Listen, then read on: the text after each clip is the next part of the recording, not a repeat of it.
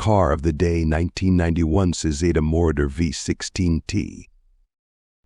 Many countries, even now in the modern and developed world, are not able to produce competitive top-class sports cars, but Italy has never seen this as a problem.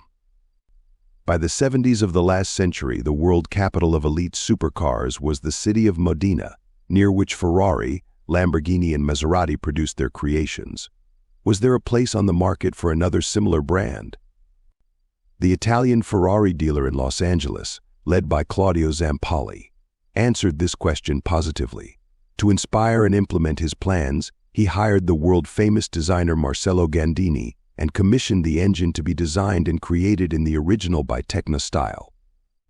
As a result, another sports car company appeared in Modena, Cizeta-Moroder V16T supercar. If you think it looks like a Lamborghini Diablo, you'd be right. But in actual fact, it's something much hotter. It's the Cizeta V16T, and its visual similarities to the Lamborghini Diablo are no coincidence. In fact, the Cizeta is often referred to as the hypercar that Lamborghini should have made. But despite being a promising new entry into the performance car market in the late 80s and early 90s, it quite poetically failed to take the bull by the horns. This is the story of one of automotive history's most sadly forgotten cars that could have been. As I've already hinted at, the Cizeta is a car that was originally destined to wear the Lamborghini badge and be released as the Diablo that it appears to so closely resemble. The aesthetics were designed by a chap called Marcello Gandini, a man whose repertoire consisted of both the Lamborghini Miura and Countach. Naturally then, with such an astounding CV, he was the man Lamborghini put in charge of designing a replacement for the Countach. And when he put pen to paper, what would become the Cizeta was born. Lamborghini liked the design very much, but unfortunately in 1987, Chrysler took ownership of the Raging Bull and decided that Gandini's design was far too extreme for the American market, the largest supercar market. As far as he was concerned, the fact that Chrysler had seen his design as outlandish meant that he had composed something that embodied the very nucleus of what a Lamborghini was supposed to be. So he left Chrysler to their blasphemy in high dudgeon.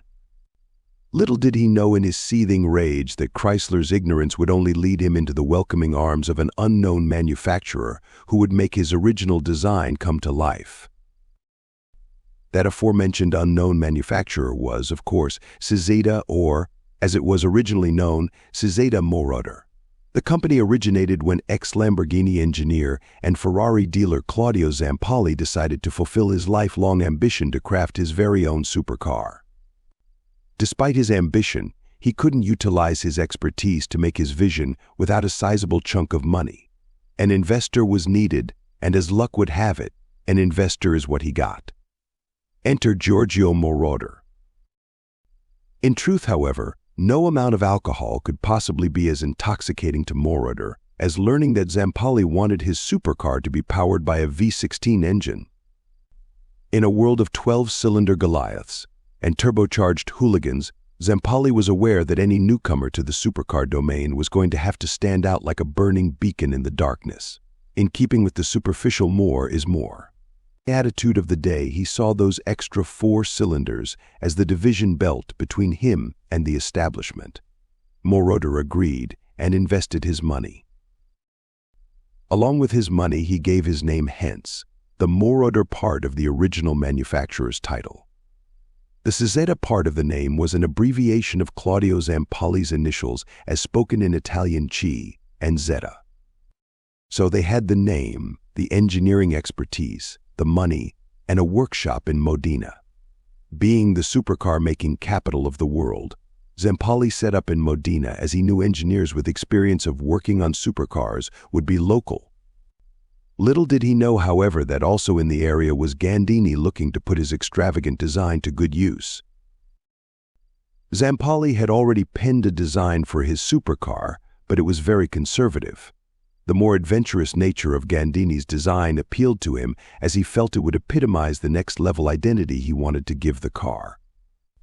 Gandini's sorrow had turned to elation and after making the necessary amendments in order to accommodate the V16 power plant, work begun on bringing the car to life. Firstly, Zampolli set about creating the signature engine.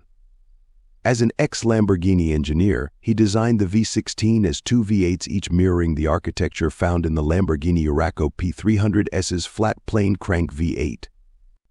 The two engines would share a block and would synchronize their separate cam and crankshafts via two timing chains. At 6 liters in capacity, the finished engine was an absolute monster. Squeezing it in the car was quite literally going to require some lateral thinking. If, when looking at the name of the car V16T, you believe that the T denotes turbocharging, you wouldn't be the first to make that mistake. Instead, it stands for transverse. Given the enormity of the engine, the Cizeta ended up being extremely wide, but the crime of width wasn't as large as the crime of length that would have been committed had they mounted the engine longitudinally. In order to accommodate the transaxle 5-speed ZF manual gearbox, and to keep the center of gravity as low as possible, the V16 was tilted 10 degrees forward. The engine sat in a steel frame that was welded together by hand and was enveloped by a body made out of aluminum. At 3,759 pounds, 1,705 kilograms, the Cizeta was no lightweight, but thankfully, it was packing a 540 bhp heavyweight punch. The 0-60 mph time was said to be just over 4 seconds, with the top speed estimated to reach 204 mph. On the 5th of December 1988, the world got its first glimpse of the V16T, which was the most powerful car in the world at the time of its unveiling. If naming the car after its signature engine didn't draw sufficient focus to it, then you can guarantee the isolated engine displayed in a glass case next to the car certainly did. Never before had the world seen a V16 engine mounted in a transverse layout. Such a setup was necessary due to the long length of the engine, but also made the car one of the widest ever produced. Essentially, two flat-plane V8s were grafted such that the timing mechanisms shared the center space. Gearing between the two provided a single input for the longitudinally mounted transmission. The block was similar to two Ferrari V8 engine, but in the end it had to be cast as a full custom unit. Designing and implementing a new engine was a huge feat, especially for an upcoming manufacturer. Most of the drivetrain components were specially outsourced, and Cizeta assembled the complete car around their own aluminum honeycomb tub.